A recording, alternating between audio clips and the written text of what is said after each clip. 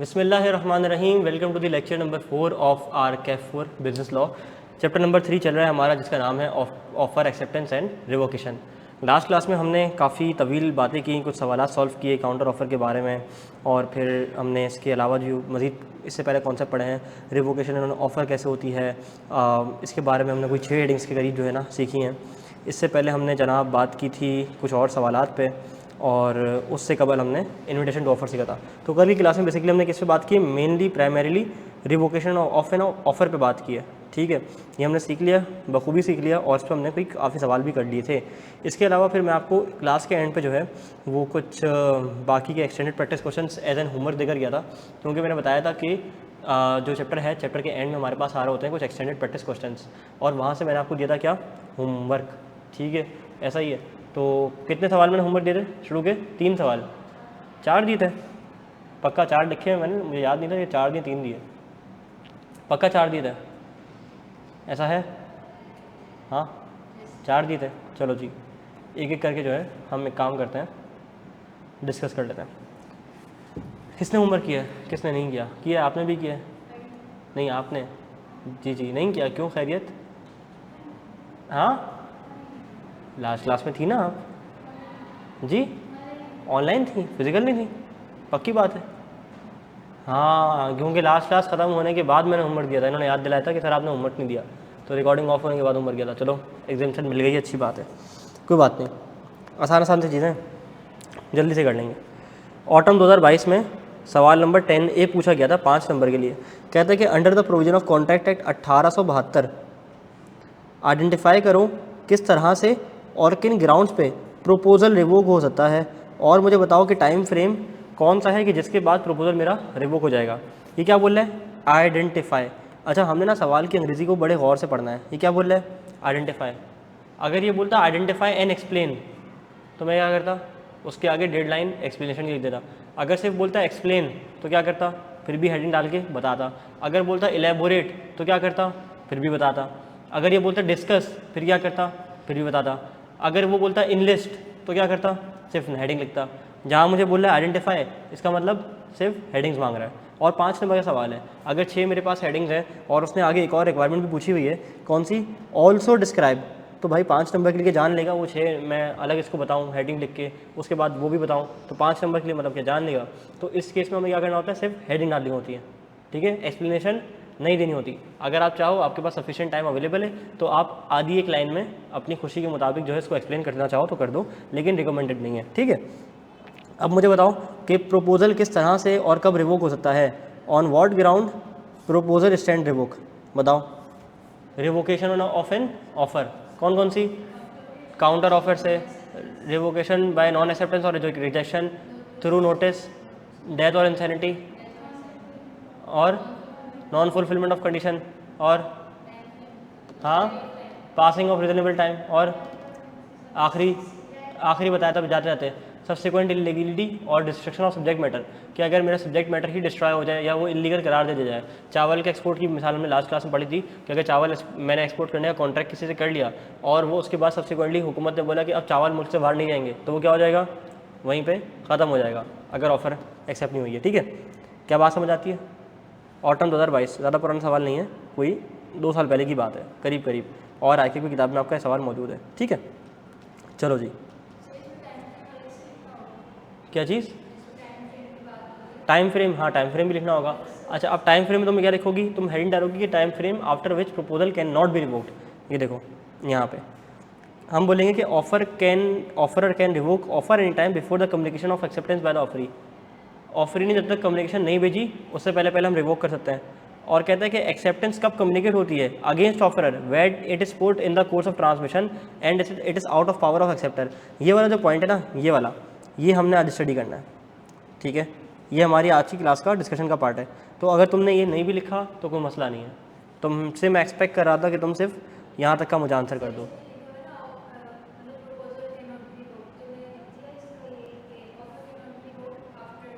After acceptance, ये बिल्कुल भी ठीक है, बिल्कुल सही है।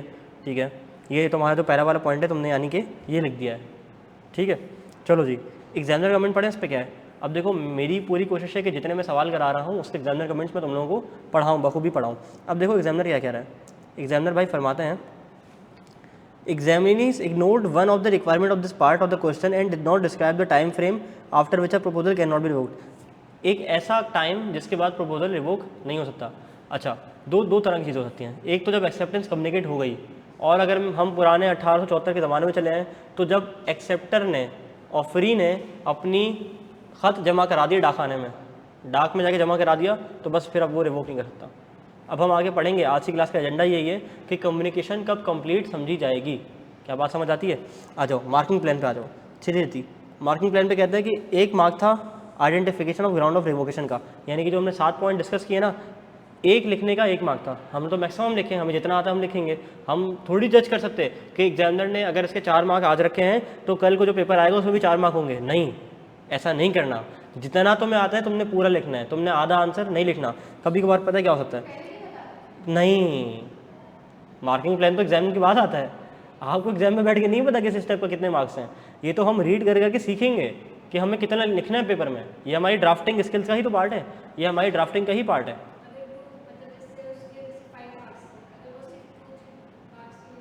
हाँ, तो फिर भी तुम 4-5 लिखो, क्योंकि अगर वो 3 मार्क के लिए पूछता और इसके पॉइंट कितने थे 6, हो सकता है मार्किंग स्कीम में बोलता अप टू 0.5 मार्क्स. क्या करती भाई? अब तुमने लिखे 3 तो तुम्हें कितने मिलते? 1.5. ऐसा ही है ना. तो 1.5 नंबर तुमने इजी गवा दिए. अब हर सवाल में 1.5 नंबर गवा दिया, 2 नंबर गवा दिया, 1.5 नंबर गवा दिया, और अल्लाह ने करे 47-46 है, कितना अफसोस होगा. तो ये जो चीज़ें हैं ना, ये मेक और ब्रेक का बायस बनती हैं. फिर हम स्टूडेंट्स कहते हैं कि यार हमें आता था, हमने पेपर भी अच्छा किया है, हमने पूरा सही किया है, मार्क्स कैसे घट गए? कम लिखने की वजह से घट गए. ठीक है, तो मार्किंग प्लान में क्यों पढ़ा रहा हूँ, मैं रिपीट कर रहा हूँ. देखो मैं तुम लोग से गुजारिश करता हूँ जो कैमरे के उस पार रिकॉर्डेड हजरात बैठे हुए हैं, हाँ आप लोग, कि आप लोग जो है ना जनाब मार्किंग स्कीम पढ़ लिया करो. और मैंने पहले ही बताया कि किसी भी करीबी दुकानदार के पास जाओ जो किताबें बेचता है सीए की, उससे आगे आपके पास paper solution exam recommend marking scheme का एक पूरा सेट होता है पास पेपर्स का, वो ले लो. ठीक है.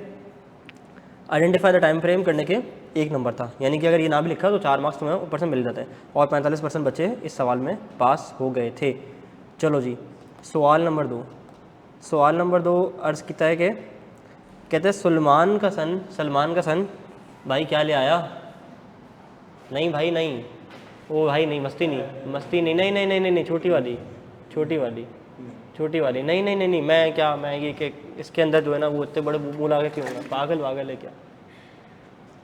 खुद देख यार, क्या भाई, अल्लाह अकबर, ये इन्होंने जानबूझ कर हरकत की है क्या? गिलास नहीं, छोटी अंदर रखी होगी, सलामती कमरे में होगी, ऑडी 1 में होगी. ले आना भाई कहीं से यार, ले आ भाई. छोटी फात को बोल छोटी बोतल है, ले आना, ढूंढ तो सही. हाँ दे यार. चलो, सलमान का बच्चा गुम हो गया. अच्छा, फिर महमूद उसका नाम था, one of the bodyguard of Salman. अच्छा, महमूद उसका नाम नहीं था. कहता है सलमान का बेटा गुम हो गया, Mahmood one of the bodyguard of Salman volunteered to find Salman son. Bodyguard ने कहा मैं ढूंढ के लाऊंगा आपके बेटे को, मालिक आप परेशान ना हो, मैं आपके बेटे को ढूंढ के लाऊंगा. Meanwhile Salman give an advertisement in the newspaper announcing an award of ₹25,000 and even to find as missing boy. 25,000 रुपये के लिए कुत्ता ही ढूंढे, उसका बच्चे का ढूंढेगा.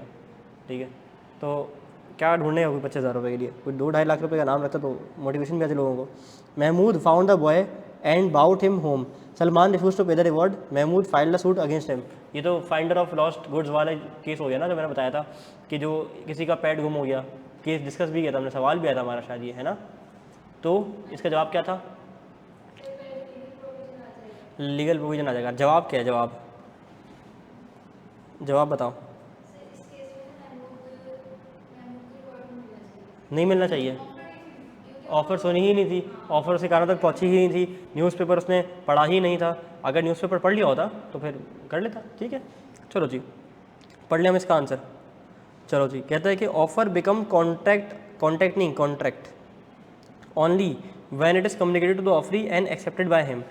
Mahmood is not entitled to the reward. क्यों? Because he was not aware of the offer at the time when he found the boy. Examiner भाई क्या कहते हैं? कहते हैं कि many examiner did not mention that the communication of the proposal would be completed when it came to the knowledge of the person to whom it is made. कहता है कि बहुत सारे बच्चों ने ये लाइन लिखना भूल गए. अब ये लाइन थोड़ी सी उसने, हाँ इमाद शाबाश, ये लाइन थोड़ी सी उसने मुश्किल अल्फाजों में लिख दी है, लेकिन हम इसको आसान अल्फाज में किस तरह लिख सकते हैं? कि Mahmood was unaware of the offer at the time he found the boy, so that is why ये जो है ऑफर नहीं हुई। कहाँ से मिली? हाँ, ये कौन है? शाहिद? ये कौन है भाई? ये किसने दी? शाहिद ने? दिनेश ने? अच्छा नहीं, अच्छा मेरे कमरे से मिली है, टेबल के साइड पड़ी हुई थी, ठीक है सही है। चलो जी बढ़ जाए आगे, समझ आ रही चीज़ें? डर तो नहीं लग रहा लॉस है? मुश्किल तो नहीं लग रहा? हाँ क्या चीज़? अगर उसने पढ़ लिया होता तो वो जाके जब अपने बच्चे को जमा करा रहा है उसके, तो वो बोलता भाईजान मैंने आपकी एडवर्टाइजमेंट न्यूज़पेपर में पढ़ ली है और ये लो आपका बच्चा है, लाओ मेरा पैसा, ठीक है। What is the time limit? कहते हैं वो क्या टाइम लिमिट है जब प्रपोजल रिवोक नहीं हो सकता? जब एक्सेप्टेंस हो जाए, और दूसरी बात जब वो एक्सेप्टर उसको जमा करा दे अपनी एक्सेप्टेंस को, और वो सब पहुँची ना हो लेकिन उसने अपनी ऑफर एक्सेप्टेंस जमा करा दी तो वो बरियत जमा हो गया। पढ़ लें आंसर क्या लिखा हुआ है। अ proposal can not be revoked after acceptance, ठीक है। और वही वाली बात जो हमने क्वेश्चन 1 के पार्ट 2 में देखी थी अभी ऊपर कि मैंने पढ़नी है, कौन सी? Acceptance is communicated as against the offer when it is put in the course of transmission. ये किताब का जुमला तुम्हें लिखा हुआ नजर आएगा ICAP की स्टेटस में भी और मेरी किताब में भी गालिबन, कि अगर कोर्स ऑफ ट्रांसमिशन में डाल दिया गया अपना ख़त तो फिर वो क्या हो गया? कम्युनिकेट हो गया। एग्जामिनर क्या कहता है? एग्जामिनर कहता है this was poorly answered by due to selection of inappropriate words. अच्छा यही बड़ा मसला है। आप लोग क्या करते हो? आप लोग ऐसे आंसर ड्राफ्ट करते हो जैसे अपने दोस्त से बात कर रहे हो। मतलब बहुत सारे बच्चों की ड्राफ्टिंग अभी ऐसी होगी जो कि बिल्कुल अप्रोप्रिएट नहीं होगी।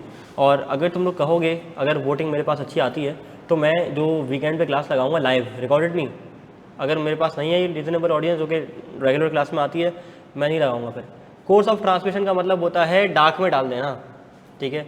यानी कि मैंने थ्रू फेडेक्स, थ्रू TCS, आज के ज़माने में थ्रू पोस्ट ऑफिस जमा करा दिया, कोर्स ऑफ ट्रांसमिशन में डाल दिया, ठीक है।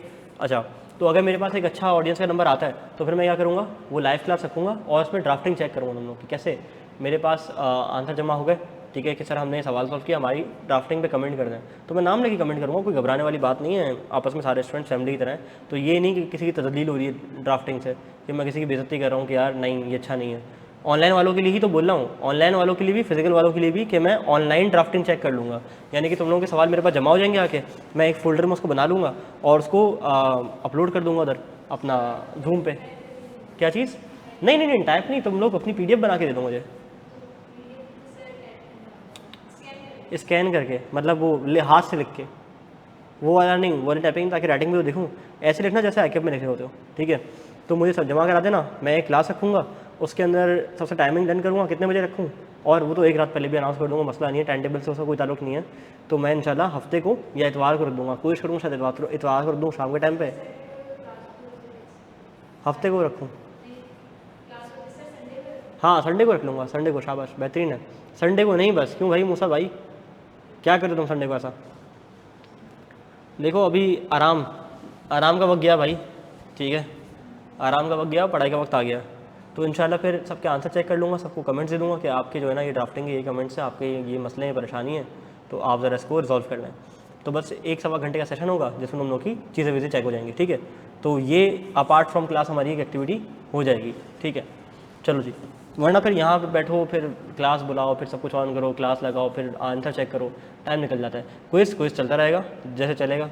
अभी चैप्टर नंबर हमारा 2 ख़त्म हो जाए, इसके बाद उसका क्विज़ अनाउंस कर देंगे इंशाअल्लाह ताला। जी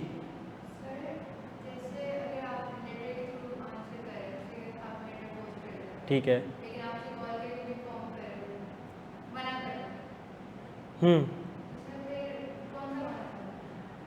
देखा जाएगा कि मैंने अपना लेटर कब पोस्ट कर दिया।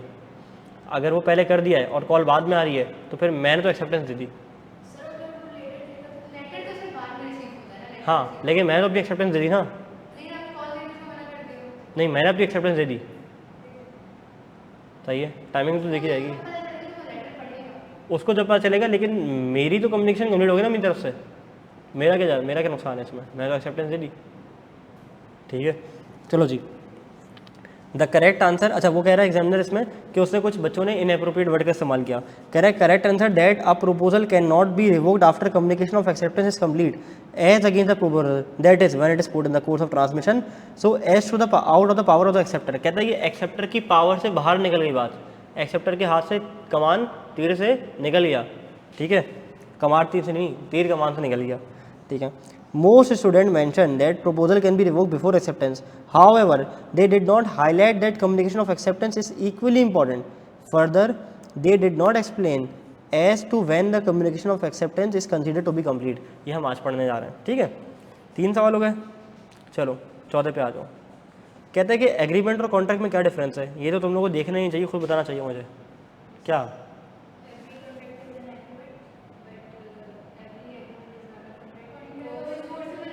बिल्कुल, हाँ,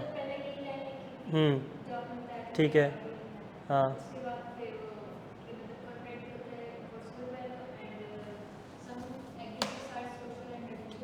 ठीक है, और वो नहीं होते, कॉन्ट्रैक्ट नहीं होते, क्यों? क्योंकि उनके पीछे intention to create legal relationship नहीं होता, ठीक है। चलो जी, सवाल नंबर 4 आपकी खिदमत में।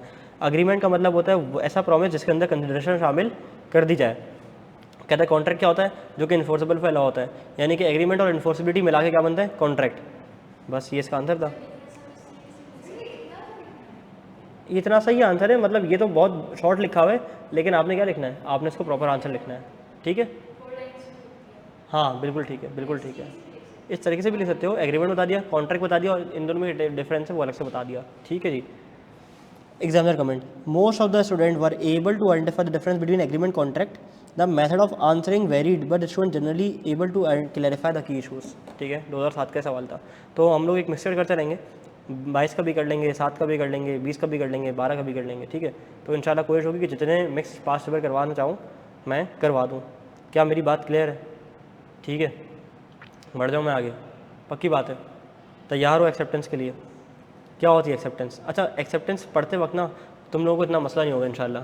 रीज़न बीइंग कि एक्सेप्टेंस की बहुत सारी बातें हमने पढ़ ली हैं, यानी कि इसमें कोई नई चीज़ नहीं सीखोगे आज कि ऐसी कोई चीज़ हो जाए, अनोखी चीज़ आ जाए तुम्हारे सामने, तुमने पहले ना पढ़ी हो, ना सुनी हो, ना देखी हो। क्योंकि जब मैं एक्सेप्टेंस पढ़ा रहा था तो बहुत सारी चीज़ें हमने ऐसे ही हंसी मजाक में डिस्कस कर ली थी, बहुत सारे कॉन्सेप्ट हमने डिस्कस कर लिए थे जो कि तुम्हें यहाँ पे रिपीट होते हुए नजर आएंगे। एक्सेप्टेंस क्या होती है, ऑफर क्या होती है? When one person signifies to another his willingness to obtain the assent of other to do or not to do something, he is said to make a proposal. Acceptance क्या होती है? When one person to whom the offer is made signifies his assent to it, the proposal is said to be accepted.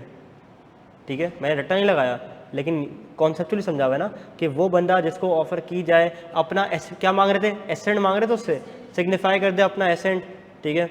अब वो line नहीं है with the view to obtain the assent, क्योंकि वो तो व्यू था उसका। He is said to the proposal is said to be accepted, ठीक है। ये रही डेफिनेशन इसकी, क्लियर है? डेफिनेशन समझ ली है, एग्जाम्पल पढ़ने की जरूरत नहीं है, लेकिन फिर भी पढ़ लेते हैं। कहते हैं कि अली ने ऑफ़र की अपनी गाड़ी बेचने की बिलाल को 5 लाख की। बिलाल ने कहा मैं हामी भरता हूँ कि मैं तुम्हारी गाड़ी 5 लाख में ख़रीदूँगा। पहली बार हमने देखी वो सीधी बात, वरना क्या होता था, लैपटॉप बेच रहे हो, हाँ बैग भी डाल दो, नहीं 30 लाख का नहीं 25 लाख का खरीदूँगा। तो वो क्या था, वो सारी ऑफर्स पढ़ लेते और ऑफर्स की मॉडिफिकेशन पढ़ लेते, काउंटर ऑफर और ये ऑफर तो वो ऑफर, कंडीशनल ऑफर तो पता नहीं कौन सी ऑफर। लेकिन अभी क्या है, एक्सेप्टेंस, सादी एक्सेप्टेंस, सादा खुशबू एक्सेप्टेंस, यानी कि ऑफ़र को इस तरह से एक्सेप्ट किया जा रहा है जिस तरह से ऑफरर ने ऑफरी को की थी। मुश्किल तो नहीं हुआ? ठीक है, चलो example number 2। Zara offer to sell her laptop to Fatima for 40,000। Fatima ने कोई मसला किया, परेशानी की, लैपटॉप का बैग भी दो या कुछ करो, नहीं।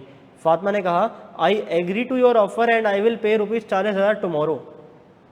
ठीक है, उसने ये थोड़ी कहा था कि आप फ्रंट पे करो, उसने थोड़ी कहा था कि फ़ौरन पे करो। उसने बोला मैं तुम्हें अपना लैपटॉप का बैग बोल रहा हूँ, लैपटॉप बेचना चाह रही हूँ ₹40,000 का। उसने बोला हाँ मैं कल पैसे दे दूँगी, मैंने कबूल किया।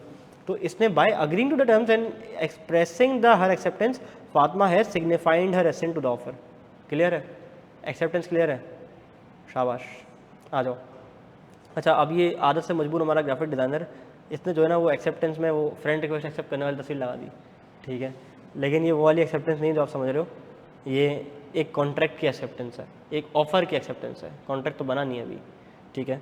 Conditions of a valid acceptance. अब जैसे हमने कल पढ़ा था कि ऑफ़र कब कब रिवोक हो सकती है, वो 6 चीज़ें थी। फिर हमने हर एक से पूछा था तुम बताओ उसका मतलब क्या, तुम बताओ उसका मतलब क्या, तुम बताओ उसका मतलब क्या, और वो सारी चीज़ें हमें अल्हम्दुलिल्लाह से आती थी, क्योंकि हमने बेसिक लेक्चर में ग्रिप इतनी स्ट्रॉन्ग कर ली थी कि आगे के कॉन्सेप्ट हमारे खुद ब खुद क्लियर होते जा रहे थे। ये भी वैसा ही है, इसके ऊपर हमने पूरी थ्योरी पढ़नी है, तहरीर पढ़नी है एग्जाम्पल के साथ, लेकिन सिर्फ हेडिंग पढ़ेंगे ना अगर इंशाल्लाह तो उसमें भी चीज़ समझ आ जाएगी। चलो पहली चीज़, acceptance must be absolute and unqualified, यानी कि अनकंडीशनल। क्या मतलब है इसका?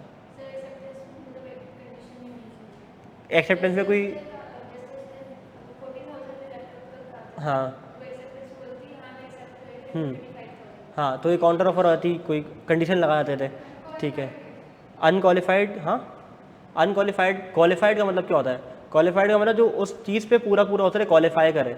अनक्वालिफाइड क्या होता है? जो उसके अंदर कोई ना कोई चीज़ें अमेंड कर दे, उसको उस तरह से एक्सेप्ट ना करे, तो ये कहलाती है अनक्वालिफाइड। सही है, बात सही है, आगे बढ़ते हैं। अच्छा ओवरव्यू ले रहा हूँ, फिर एक एक करके पढ़ेंगे। Must be express in a manner prescribed in the proposal, कौन सा मैनर?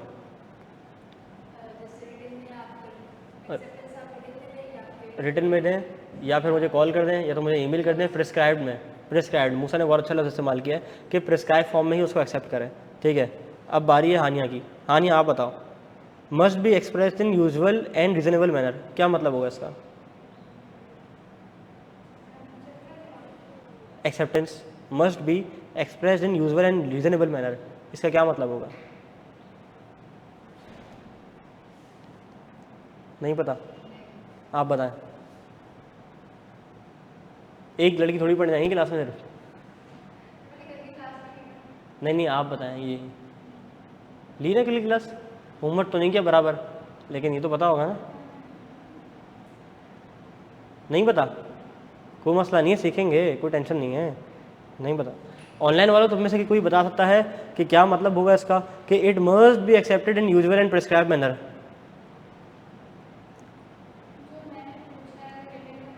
हाँ, जिस तरह से मांगे उस तरह से बताना चाहिए। क्या चीज़? यूजुअल मैनर में आ सकती है, आ सकती है, जैसे बाय फ़ोन या बाय लेटर। मूसा ने बहुत अच्छी बात बताई। अच्छा, offeree must be aware of proposal, ये तो उस पर 3 सवाल देख चुके हैं यार, वो फाइंडर ऑफ लॉस्ट गुड्स वाला केस जो है।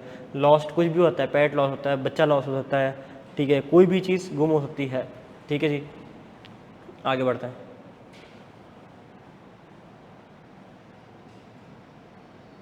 चार्जिंग पॉइंट है भाईजान।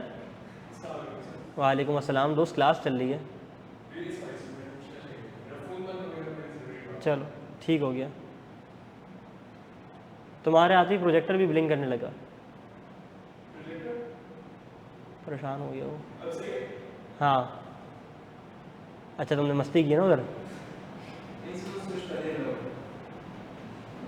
चलो रख दो यार, ताकि हम क्लास कंटिन्यू करें। जी जी, यार एडमिन में जाके चार्ज कर लो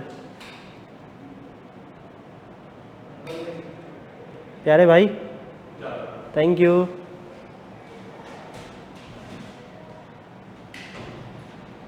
भाई पूछ क्या था ना, मसला नहीं था, क्लास चल रही ऐसे आगे इसके जो है ना, क्या मैं बोलूँ। अच्छा जी, offer can not be accepted when rejected earlier, ये भी सीधी सीधी बात है कि अगर एक बार रिजेक्ट कर दी मैंने तो मैं उसको दोबारा एक्सेप्ट नहीं कर सकता। Offer can not be accepted if terminated earlier, यानी कि अगर टर्मिनेशन हो गई ऑफ़र की तो फिर वो एक्सेप्ट नहीं हो सकती। चलो जी, सबसे पहले हम बात कर रहे हैं कि condition of a valid acceptance क्या होती हैं। सबसे पहली चीज़ मेरे पास आ रही है इसमें कि acceptance must be absolute and unqualified, यानी कि acceptance must be a complete agreement to the terms of the offer without any modification. इसमें कोई मॉडिफिकेशन, कोई छेड़छाड़, किसी भी किस्म की जो है ना फरमाइशी प्रोग्राम नहीं होने चाहिए।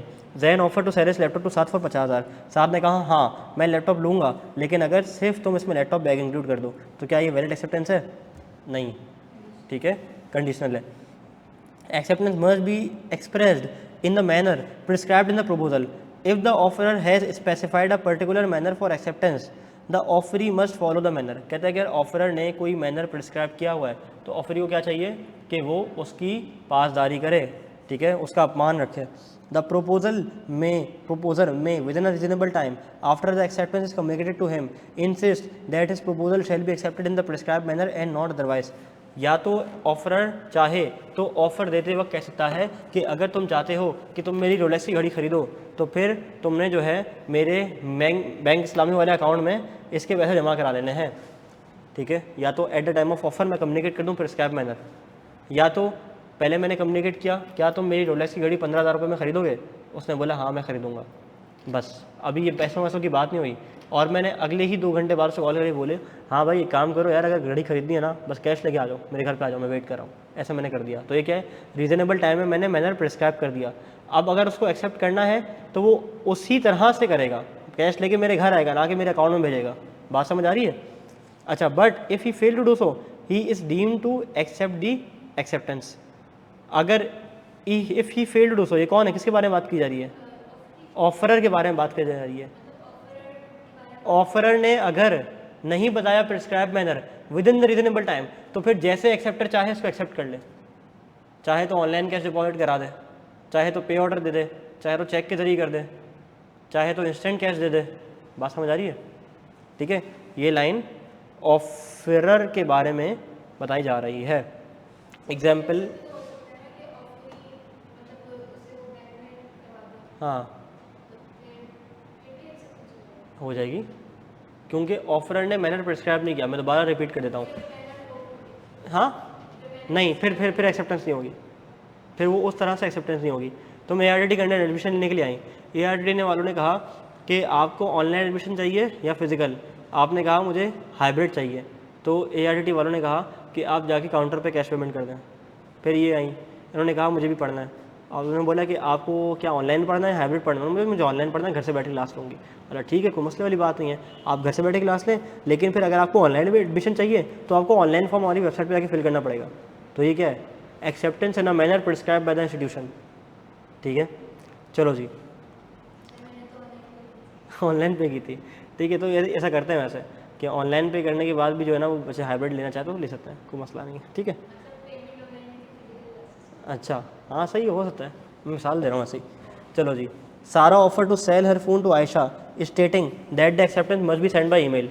Ayesha send acceptance via email, यानी कि वैलिड एक्सेप्टेंस है क्योंकि उसने उसकी बातों का पास रखा। अच्छा जी, Hena offer to sell her furniture to Alina and request that the acceptance must be in writing. Alina ने कॉल की और एक्सेप्ट कर ली ऑफ़र, क्या ये एक्सेप्टेंस वैलिड है? नहीं, क्योंकि उसने क्या कहा था, ईमेल करना, ठीक है। चलो जी, acceptance must be expressed in some usual and reasonable manner if the proposal did not prescribe any manner।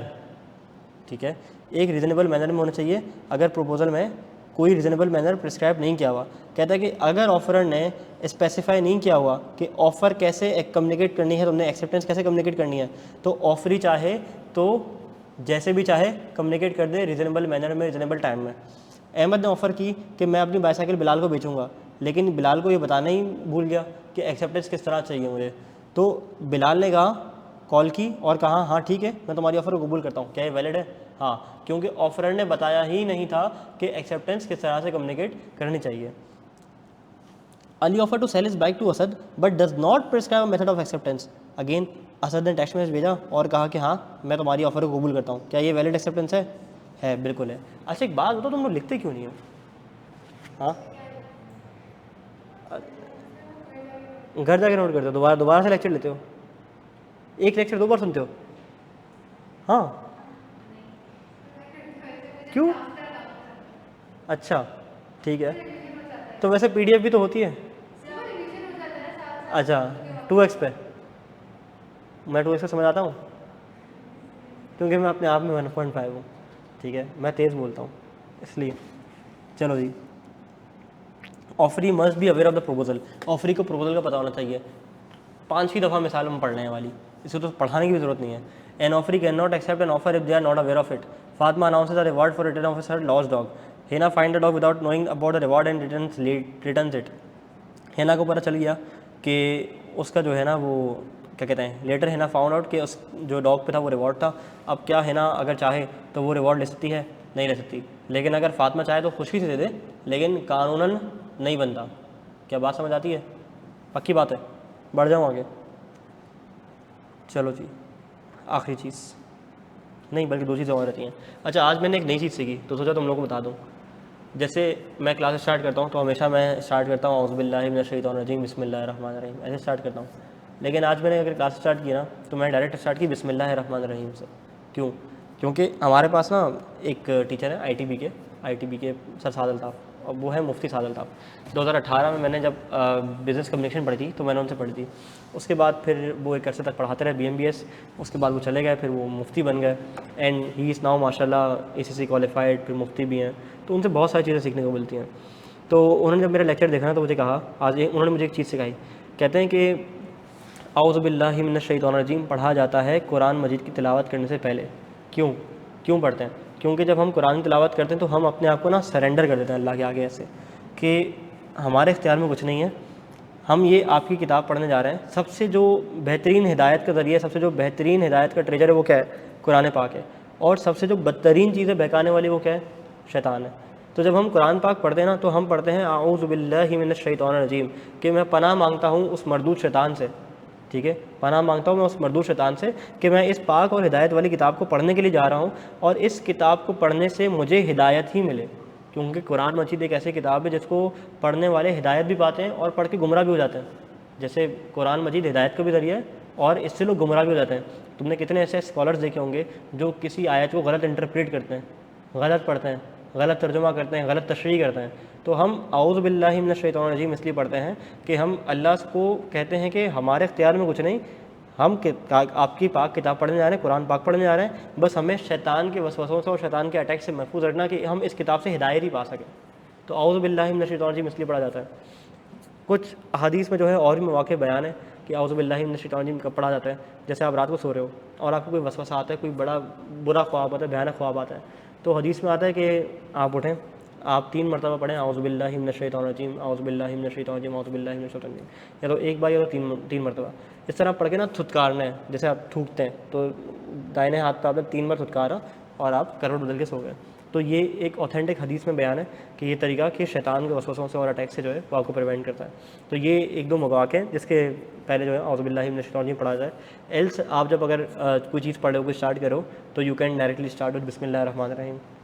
खैर बहुत सारी चीज़ें मैं भी सीखता हूँ इस स्टेज पे आके। मैं अभी कोई मतलब परफेक्ट नहीं हूँ, मैं कोई आलिम नहीं हूँ, लेकिन कोशिश करता हूँ कि लास्ट टाइम कम्युनिटी में भी स्टार्ट किया था कि जो चीज़ मुझे पता हो, सीखी हो मैंने या मैं कहीं मैंने पढ़ी हो, तो मैं क्लास में आके ज़रूर बताता था। कभी कभार कोई हदीस नज़र से गुजर जाए तो उसके ऊपर बात कर ली, कभी नमाज़ के ऊपर बात कर ली, कभी कुरान के पढ़ने में बात कर ली। तो अभी तो अगर मैं स्टार्ट से ही ये सारी बातें स्टार्ट करता ना तो सबको लगता है कि यार इसको पढ़ाना आता नहीं है, ठीक है, ये दर्द देता है सिर्फ क्लास में आके। तो मैं इसलिए दर्स वाली चीज़ें ना मैंने अपने कुछ उस्तादों से सीखी है जिनसे मैंने पढ़ा है, CA फाइनल पढ़ा है, कुछ कैफ सब्जेक्ट पढ़ा है, कि जब उनको ऐसी बात करनी होती थी ना तो कभी भी सेशन के स्टार्ट में नहीं करते थे। क्योंकि अगर वो सेशन के स्टार्ट में करें ना तो लोगों को लगता था तबलीग करने के लिए आया, पढ़ाने नहीं आया। तो इसलिए मेरा जो अपना एक असल जो मेरा वो है फ्लेवर टीचिंग का, मस्ती मजाक करना, पढ़ाना, पहले वो सामने आए। जब लोगों को समझ आ जाए कि हाँ इसको पढ़ाना आता है, टीचर तो है, उसके बाद फिर आपने जो बात करनी है वो आप करते रहो। तो मिसाल देने के लिए मोबाइल निकाला, कॉल आ गई। खैर क्या बात चली थी कि मैंने इनको कहा कि क्या आप मेरा इन्फिनिक्स नोट 40 प्रो ख़रीदना पसंद करेंगी? इन्होंने कहा नहीं। क्या हो गई? Rejection of offer. फिर इनको पता चला कि इसमें तो 108 मेगापिक्सल कैमरा है बैक पे, इसमें तो जो है ना वो 4K रिकॉर्डिंग होती है, इसमें फ्रंट कैमरे से भी जो वीडियो बनाए उसका रिजल्ट 4K आता है। तो इनका दिल इधर माइल हुआ। फिर इनको पता चला कि इसमें 65 वॉट का चार्जर आता है जो कि फास्ट चार्जिंग करता है। फिर इनका और मूड बना। फिर इनको मैंने बताया कि इसमें वायरलेस चार्जिंग भी होती है, लेकिन वो 20 वॉट की है। आप वायरलेस चार्ज भी कर सकती हो, रात को लेटो और कहीं प्लग लगा लो दूर जाके, लेकिन 20 वॉट की चार्जिंग आपको मिलती रहेगी। इन्होंने कहा मैं इसके 45,000 रुपये देने के लिए तैयार हूँ, तो क्या ये दे सकती हैं? नहीं भाई, मैं इन्फिनिक्स का ब्रांड एम्बेसडर नहीं हूँ, मैं आपको फिर बता दूँ, ठीक है। मोबाइल का थोड़ा सा शौक है इसलिए नॉलेज एक्सचेंज करता हूँ, ठीक है। तो कहीं मुझे तुम लोग इन्फिनिक्स का ब्रांड एम्बेसडर बना दूँ, ऐसा नहीं है, ठीक है। तो एक बार अगर इन्होंने रिजेक्ट कर दिया तो एक्सेप्ट नहीं हो सकती, पक्की बात है। आओ पढ़ लें। Once an offer has been rejected, it cannot be accepted unless a new offer is made। मैं दोबारा ऑफर कर दी। Sara offered to sell her phone to Zain for 30,000. Zain reject the offer and later changes his mind, wanted to accept the offer. Zain cannot accept the original offer after rejecting it। अब मुझे एक fresh offer करनी पड़ेगी, ठीक है। Ali offered to sell his watch to Ahmed for 5,000. Ahmad ने reject कर दिया। अगले दिन अहमद ने सोचा कि मैं इसको एक्सेप्ट कर लेता हूँ। क्या वो एक्सेप्ट कर सकता है? नहीं, क्योंकि ऑफ़र महदूद मुद्दत तक के लिए दस्तियाब थी। Offer is no longer valid. क्या मेरी बात समझ आती है? ठीक है, जैसे मिसाल के तौर पे अभी 11 नवंबर आने वाला है ना, तो 11/11 की सेल लगेगी। ठीक है, दराज में लगती है ना 11/11 की, 12/12 की भी लगती है। तो अब 11/11 की सेल जो है लेट से 30 नवंबर तक वैलिड थी। ठीक है, अब आप अगर 5 दिसंबर पे जाओ और दराज वालों को कहो कि मुझे ये चीज़ वही उसी प्राइस में चाहिए, तो क्या मिलेगी? नहीं। क्यों? क्योंकि ये ऑफ़र महदूद मुद्दत तक के लिए अवेलेबल थी। An offer can not be accepted if it has been terminated earlier if the offeror revoked. या तो ऑफरर ने खुद रिवोक कर दी या टर्मिनेट हो गई। अब ये मत पूछना टर्मिनेट कैसे होती है, मैं कह रहा हूँ if the offer is revoked और टर्मिनेटेड बिफोर एक्सेप्टेंस। अब ये मत पूछना कि टर्मिनेट कैसे होती है, वो 6 बातें पढ़ी हैं टर्मिनेशन के ऊपर। ठीक है, वही वाली बातें। It can not be accepted. Hasan offer to sell is computer to Imran for 40,000। इससे पहले कि इमरान एक्सेप्ट करता, हसान ने विड्रॉ कर दी। अब इमरान ऑफ़र एक्सेप्ट नहीं कर सकता। ठीक हो गया? पक्की बात है, समझ आ गई चीज़ें? 6 की 6 समझ आ गई हैं। चलो, हमारा अगला टॉपिक है कम्युनिकेशन ऑफ एक्सेप्टेंस। बट मैं सोच रहा हूँ इससे पहले मैं कम्युनिकेशन ऑफ एक्सेप्टेंस पढ़ाऊँ, कुछ एक्सरसाइज करने का दिल चाह रहा है। वो वाली नहीं, मतलब क्लास वाली एक्सरसाइज।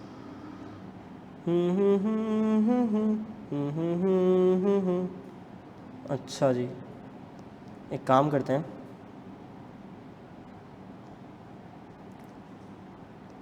ये तो हमने करना है।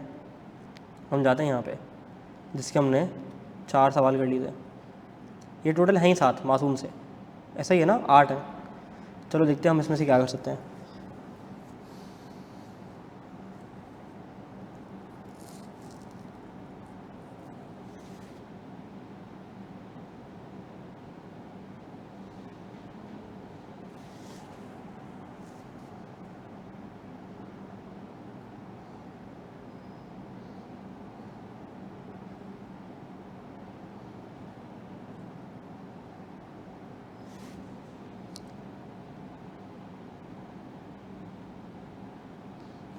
चलो बल्कि छोड़ो, पढ़ लेते हैं। ये पढ़ेंगे। कौन सा? टेलीग्राम वाला होता था, मैं सोचा था दो करवा दूँ, लेकिन फिर वो बाकी के नहीं हो सकते, तो सोचा चलो एक साथ ही करा देंगे। अभी एक क्या कराएं। ठीक है, कम्युनिकेशन ऑफ एक्सेप्टेंस। अच्छा, मुझे बताओ यहाँ तक पढ़ने के बाद आपको अगर 5 मिनट का ब्रेक चाहिए या नहीं, या करा दूँ? हाँ, करा दूँ? चाहिए? ऑनलाइन वाले क्या बोलते हैं? लिखो 5 मिनट का ब्रेक चाहिए या लगातार करा दूँ ब्रेक? और बाकी बताओ ऑनलाइन वालों, मूसा भाई और कौन था, कर दें? वालेकुम दोस्तों, वेलकम बैक। क्या मेरी आवाज़ आ रही है? नहीं होंगे, वो यही होंगे। जी जी आ रही है, जी जी। चलो, कम्युनिकेशन ऑफ एक्सेप्टेंस, ये बड़ा हमारा अहम टॉपिक और आखिरी टॉपिक, बहुत आसान सा, बहुत मासूमाना टॉपिक है कम्युनिकेशन ऑफ एक्सेप्टेंस। बस कम्युनिकेशन कब कंप्लीट होगी और उसके बाद आगे हमारे छोटे छोटे चीज़ें वो करने का चैप्टर ख़त्म। अच्छा, ऐसे क्वेश्चन से वो मैंने कॉपी नहीं किए, मैं अभी कर दूंगा इंशाल्लाह, आज ही क्लास में कर देंगे। और अगर हमारी क्लास स्मूथ निकली तो होपफुली चौथी क्लास में चैप्टर मुक जाएगा हमारा, प्रैक्टिस के साथ, ड्यू प्रैक्टिस के साथ। ठीक है, अच्छा तेज़ निकालें इंशाल्लाह। अच्छा, कोशिश करूँगा कि मंडे टू थर्सडे क्लास रखूँ, 3 दिन ऑफ दे दूँ, फ्राइडे सैटरडे संडे, 6 दिन पढ़ाऊँ। अच्छा ठीक है, दिसंबर में मेरी अटेम्प्ट भी है। ठीक है, तो वो भी देखनी है मुझे, तो देखते हैं क्या सीन है। या एक दिन तो हाँ, फाइनल की आखिरी अटेम्प्ट है बस। नो, बस सैटरडे को क्विज़। सबकी अलग अलग फरमाइश है भाई। देखो, क्विज़ जिस दिन होगा ना उस दिन क्लास भी हो सकती है, ऐसा कोई सीन नहीं है। ठीक है, ऑनलाइन लिखना है, जमा कराना है, वो मैं चेक नहीं करता, वो हमारा इंडिपेंडेंट एग्जामिनर है, वो चेक करता है, बनाता मैं हूँ। ठीक है, कम्युनिकेशन ऑफ एक्सेप्टेंस कहता है कि एक्सेप्टेंस कब कम्युनिकेट होती है। मेरे यार 3 है, 2, 5 और 8, ये आखिरी 3 है बस, उसमें से भी। हाँ, क्या चीज़? हाँ हाँ हाँ, नहीं दे रहा, मतलब मैंने अभी डिसाइड किया कि यार अभी थोड़ा सा ना काम ज़्यादा है, तो मैंने 5 ड्रॉप कर दिया, टैक्स नहीं दे रहा मैं अभी। अब मैं सिर्फ लॉ और MSc2 दूँगा। टेक्स्ट फाइनल का ये किससे पढ़ें? ये बहुत कंट्रोवर्शियल सवाल है, मैं कैमरे के सामने नहीं दूँगा जवाब इसका। ठीक है, क्लास के बाद की बात करते हैं, ठीक है। लेकिन मैं वैसे हाईली इंकरेज करता हूँ कि हमारे पास जो लड़के पढ़ा रहे हैं हसीब और हसनैन, ठीक है, ज़रूर इनसे पढ़ के देखो, इनके डेमो लेक्चर्स लेके देखो, ठीक है। हाँ लिए क्या, किसकी लिए? अच्छा चलिए, और आप? हसीब से ले लियो, कैसा अच्छा जा रहा है, मज़ा आ रहा है? हसीब माशाल्लाह यार हमारा गोल्ड मेडलिस्ट भाई है, ठीक है, मेरे बाद सीए में आया लेकिन मुझसे पहले क्वालिफाई किया है और बहुत मेहनती है, बहुत ज़्यादा मेहनती है। मैं तो इतना मेहनती नहीं हूँ जितना मेहनती हुआ है, मैं टीचिंग में मेहनत करता हूँ, लेकिन वो ऑल इन ऑल प्रोफेशन में अपनी पढ़ाई में बहुत मेहनती करता है, बहुत अच्छा लड़का है। और कैफ में भी उसका मेरिट था, सीफैप में भी उसका टेक्स्ट में मेरिट था, गोल्ड मेडल था, और ओवरऑल सीफैप में गोल्ड मेडल था। तो मैं तो सिर्फ मेरा एक शायद ड्रीम रह गया हो कभी मेरिट या गोल्ड मेडल लेने का। एक बार बिजनेस कम्युनिकेशन में था बड़ा इरादा, लेकिन शायद 2-3 MCQs गलत हो गए होंगे, तो AFC में नहीं आया। उसके बाद कभी हमने ऐसी एम किया नहीं ज़िंदगी में बड़ा, ठीक है, क्योंकि मैं भी तुम लोगों की तरह एक आम स्टूडेंट हूँ, लेकिन अल्लाह ने बस टीचिंग की एबिलिटी दी है, तो वो मुझे अच्छे से आता है, तो जो मुझे अच्छे से आता है वो मैं करता हूँ, और जितना होता है उतना करता हूँ। तो भी हाँ, तकरीबन 90 से ऊपर या हाईएस्ट मार्क्स होते हैं समझो, ठीक है। तो किसी में मेरिट आता है, किसी में गोल्ड मेडल आता है। तो बस मैं अपनी ज़िंदगी को बहुत सुकून से लेके चलता हूँ। अभी सोचा था क्वालिफाई करूँ दिसंबर में। हाँ हाँ, एक ही कहा था, एक ही कहा था, उस सब्जेक्ट में एक ही कहा था। तो फिर दोनों को नहीं देंगे, एक ही को दिया जाता है, एक ही को दिया जाता है। अगर दोनों के सेम मार्क्स है तो फिर देखा जाएगा कि किसने मतलब अच्छे से प्रेजेंट किया है, किसने मतलब कुछ ना फैक्टर को देख के ना किसी एक को देंगे। स्टार्ट कब किया था आपने? 2018 में, ठीक है। दिसंबर 18 मेरी AFC की पहली अटेम्प्ट थी, और मार्च 19 में मैंने जो है वो फास्ट ट्रैक में IE दिया था, इंट्रोडक्शन टू अकाउंटिंग। चलो तुम लोग को बता ही देता हूँ, तुम लोग सोचोगे इसका CA इतनी देर से क्यों हो रहा है, ऐसा नहीं है। देखो, दिसंबर 18 में मैंने AFC किया, और मार्च 19 में मैंने इंट्रोडक्शन टू अकाउंटिंग की फास्ट ट्रैक की अटेम्प्ट दी, और वो पास भी हो गया। सितंबर 19 थी मेरी CA की ऑफिशियल पहली अटेम्प्ट 6 महीने वाली। उसके अंदर ऑनलाइन का ज़माना था नहीं, और फिज़िकल हम पढ़ते नहीं थे, ठीक है, एक ITT में ही था मैं। और मैंने सितंबर 19 में पिक किए थे अपने 3 पेपर। मैंने दिया था इकनॉमिक्स, लॉ और FR1। उस वक्त हुआ नहीं, मेरा कैफ 1 पास था, कैफ 9 तक देना था, और मैंने दिया था 2, 3 और 5। कैफ 2 होता था इकनॉमिक्स, कैफ 3 होता था मेरा बिजनेस एंड कंपनी लॉ मिला के, और 5 होता था मेरा FR1।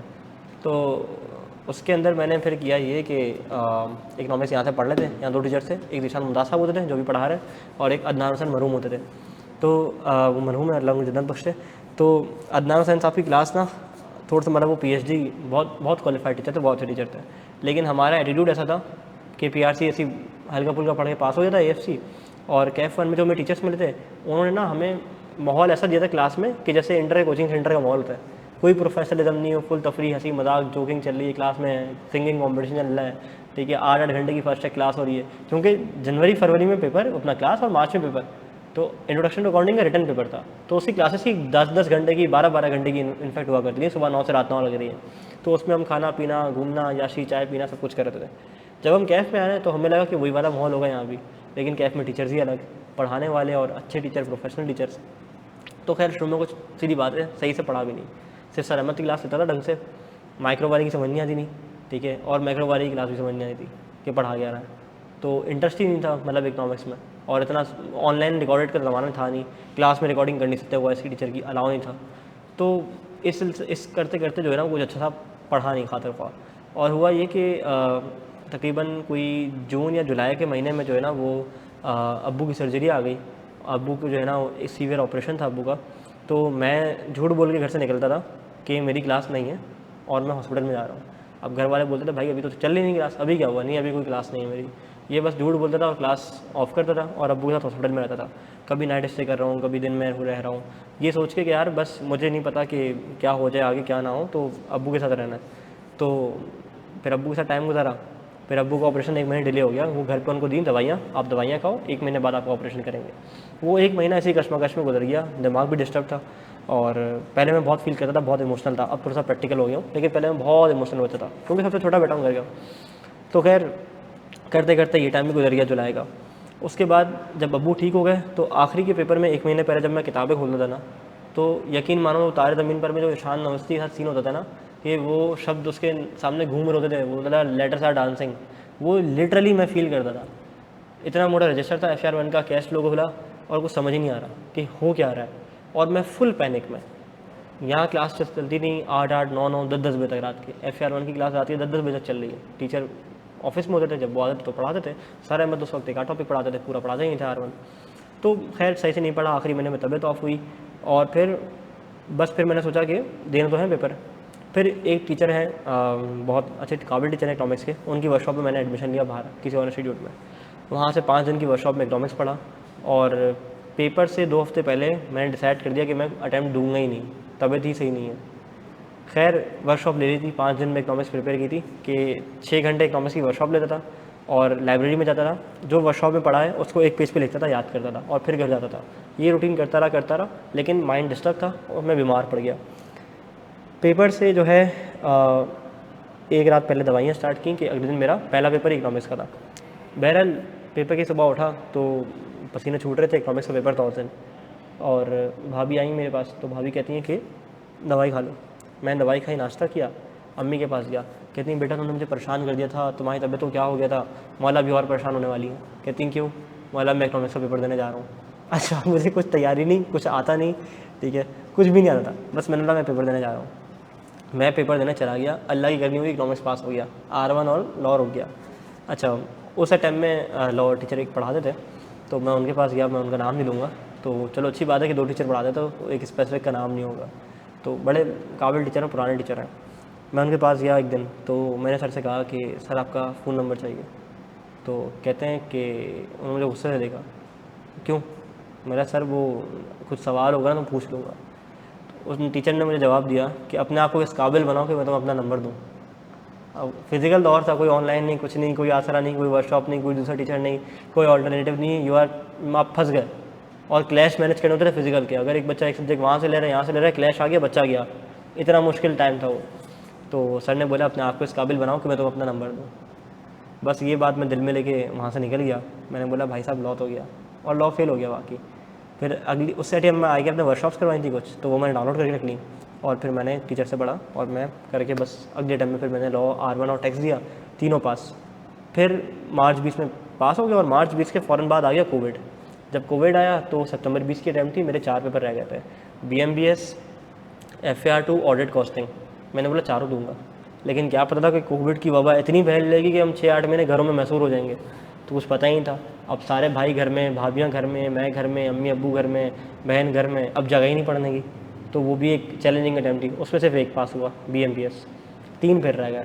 फिर मैंने सर अहमद ज्वाइन कर लिया यहाँ पे, ऐसा ऑडिट का टीए रख दिया सर के साथ। वो 2020 में मेरी स्टार्टिंग थी, 26 सितंबर 2020, यानी कि आज से एक दिन बाद। तो उसके बाद फिर मेरी 3 रह गए, R2, ऑडिट, कॉस्टिंग। फिर मैंने दिया तीनों, ऑडिट पास, कॉस्टिंग पास, R2 फिर फेल। अब मुझे समझ नहीं आई कि क्या हो रहा है। R2 की तीसरी टाइम लग गई, इतना आसान पेपर, मतलब इजी पेपर है, R2 मुश्किल नहीं है, R1 ज़्यादा मुश्किल है, R2 ज़्यादा आसान है। अब मेरी R2 में एक और अटैम्प्ट लग गई। फिर मैंने क्वालिफाइंग अटैम्प्ट में दोबारा से पढ़ा, नया रजिस्टर बनाया, नए सिरे से लेक्चर्स लिए, फिर जाके क्वालिफाई किया। हाँ, क्या चीज़? इंडक्शन? हाँ हाँ, 6-6 महीने बाद ही होती थी, 6-6 महीने बाद होती थी। तो बस फिर मेरा वो आखिरी R2 का पेपर था, मैंने किसी तरह से वो क्वालिफाई किया आखिरी अटैम्प्ट में। फिर KPMG में इंडक्शन हो गई, दिसंबर 21 में इंडक्शन मेरी हुई है, और उसके बाद बस मेरा आर्टिकल से आखिरी साल है। तो मेरा कैफ यूँ लेट हो गया, कुछ बीमारी में, कुछ नॉन सीरियस एटीट्यूड की वजह से, कुछ कोविड के फैक्टर्स आ गए, तो कोविड की वजह से साल पूरा ज़्यादा इस तरह से हो गया। तो फिर एक पेपर और ऐसे ही रह गया। तो मैं कभी बार समझता हूँ कि पेपर में रुकने में मेरी बहुत बेहतरी थी।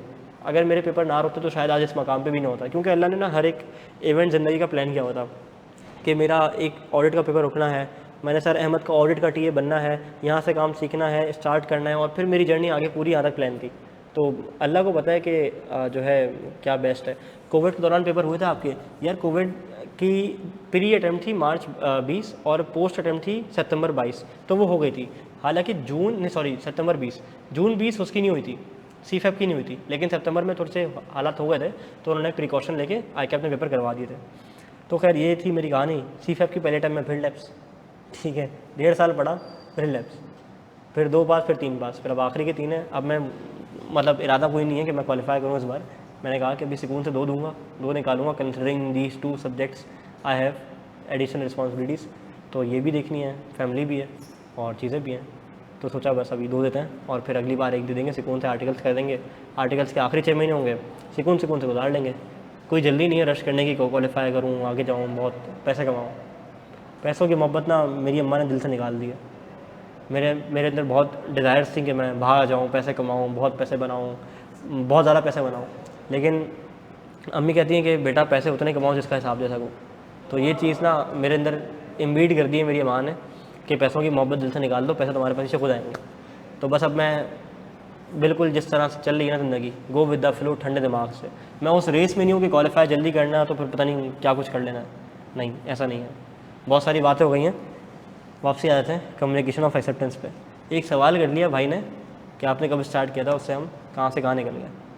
चलो तुम लोगों को मेरे बारे में थोड़ा पता भी चल गया होगा आज। कम्युनिकेशन ऑफ एक्सेप्टेंस कहते हैं कि एक्सेप्टेंस कम्युनिकेट होती है थ्रू वर्ड्स, एक्शंस और मेथड्स। एक्सेप्टेंस कम्युनिकेट होती है अल्फाजों से, हाँ मुझे कबूल है, एक्शन, ठीक है, एक्शन से, और मेथड, तरीक़ों से। अगर तुम चाहते हो कि मेरा मोबाइल ख़रीदो तो कल सिक्योरिटी रिवॉर्ड जमा करा देना, उसने कल जमा करा दिया।